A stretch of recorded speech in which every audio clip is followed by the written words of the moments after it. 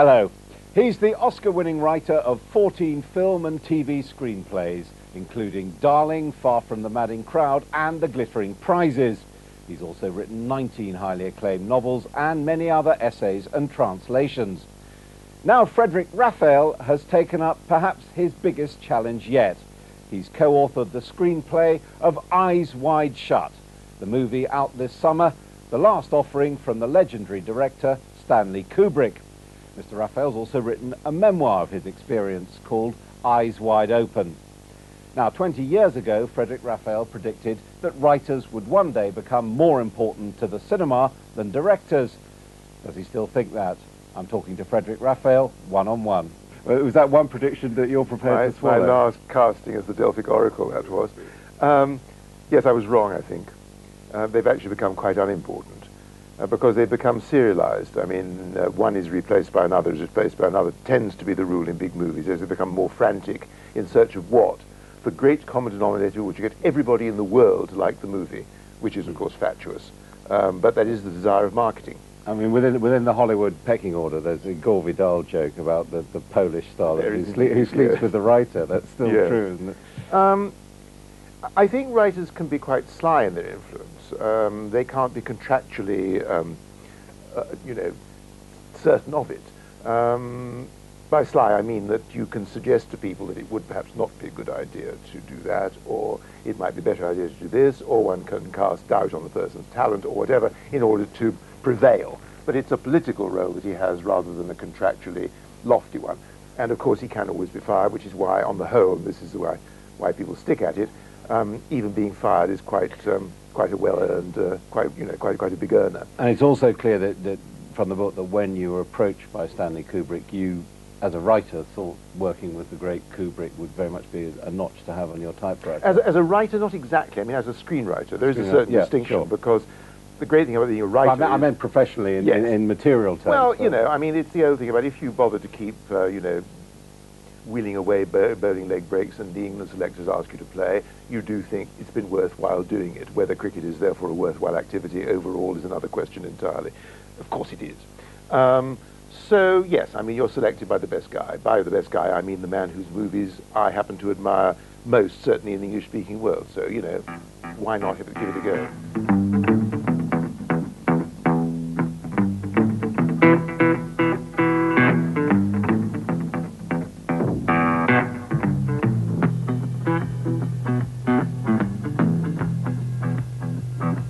And how did he actually come to approach you?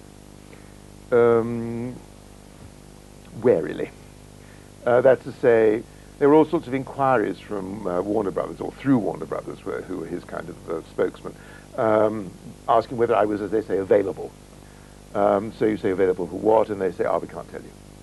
Well, available for you can't tell you is not really all that attractive, so I would write a novel or do something else, and then the call would come again, until eventually, at the last moment, when I was about to do something unutterably horrid for American television, i.e. American television, the saving call came through. You don't have to work with 9 producers and 15 different partners in American television. Just come and work face-to-face with Stanley Kubrick. So, yes. And why had he chosen you? After all, the property was a Schnitzer novel which he'd had since the days of Lolita back in the 60s. He bought the rights to it. Yes. It's about sex, or sex in the mind of one kind. Why Frederic Raphael? Well, I mean, as they always say, you would have to ask him. No, I mean, I've written a few books, I've made a few movies, and he was a great movie fan. I mean, Stanley was not somebody who sat and watched his own movies all the time, or his own, reflection or whatever. He was actually egotistical, if you like, grandiose in his opinion of himself, but not with a folie de grandeur. He was somebody who kept saying, "Did you see so-and-so? Did you like that? You noticed that? I mean, that's good, isn't it? And also, did you notice that, which is supposed to be very good? It's terrible." For instance, one day he suddenly said to me, "Did you ever see Gone with the Wind?" Yes, I mean, seen Gone with the Wind. Isn't that a terrible movie? I mean, that's a terrible movie. I mean, and what about, Vivian Leigh? I mean, did you ever see a worse performance? I mean, I remember when I was 15 years old and Vivian Leigh was having her stays laced up and leaned forward and inadvertently displayed her breast, and it didn't seem to me to be a very terrible performance at all. But on reflection, you could say, I think he's wrong. I mean, I think it's a very good performance. On the other hand, he loved things like the Kieślowski Decalogue, an unremittingly grim series of Polish television films. I mean, you see that? I mean, that's amazing stuff. I mean, so I said, no, he said, oh, you can see it? I mean, it's on its way. And he would deluge you with videos. He was a man constantly, you know, looking out for clues, for improvements, for the, I mean, for instance, Tarantino, I mean, he admired Pulp Fiction very much, and we have to take that into account. How do we take it into account, Stanley? What does that mean? Well, I mean, it's pretty good, okay? I guess that's right. I mean, he also had some strange views, like saying Schindler's List wasn't about the Holocaust. But it wasn't strange at all. I mean, the fact of the matter is that what he said about Schindler's List was not that it was a terrible film or badly done or that Stephen was not talented. What he said was, Schindler's List is not about the Holocaust, which is about 6 million people being murdered. It's about 600 people being saved. That was one side of it. The other side was that he said, I don't think that's about the Holocaust. I think that's about success. That was unkind, but many people have said that. This is not some marvelous apostasy on the part of a genius critic who saw something nobody else did. We all know that the end of Schindler's List should have been that Oskar Schindler, a real person after all, goes back to Germany after the war, and he is treated like a pariah because he is one of the only Germans who actually did anything practical to help Jews, or anybody else if it comes to that. And in the end, he became the Jew of post-war Germany and had to emigrate to Israel. It was the only place where he could feel at home. I mean, what a marvelous codus of the movie that is, instead of the guys putting lumps of rock on a tomb and saying, you know, what a wonderful fellow. That was just a sentimental, kitschy ending, and everyone knows it, and surely Stephen knows it. But you felt that Jewishness was also a very sensitive topic with Kubrick as well. Like you yourself, as someone with Jewish background, he was a Jew from the Bronx. Yes, I mean, one of the comedies of Jewishness is that up until, certainly people of my generation, I mean, when I went to school, to say the least, I was not very keen to be disclosed to be a Jew in an English public school in the 40s. Yeah, but he was in the Bronx. Yes, but equally, Jews for a long time were people who got by and didn't want people to say, you're a Jew. They didn't particularly want to say you're a bloody Jew, and they still don't. Okay. So what you tend to find is that it becomes polite not to mention this. If you look at the Times obituary, I don't believe that it mentioned that Stanley was a Jew. That is a form of English politeness and also an absurdity. Because, first of all, since Jews actually do exist and are people and do have points of view and history and energy of a quite rare order, and particularly in the movies, to omit that from the register of things which determine, or at least influence, what a writer or a director does, is not politeness, but silly. The other sort of paradox, or one of the paradoxes about Kubrick, is that although he presented himself as a sort of anti-Hollywood figure, he actually lived more like a great director and more as if he was a character in a Hollywood film than almost any other director one can think of. He did that. I mean, he was a very adroit politician.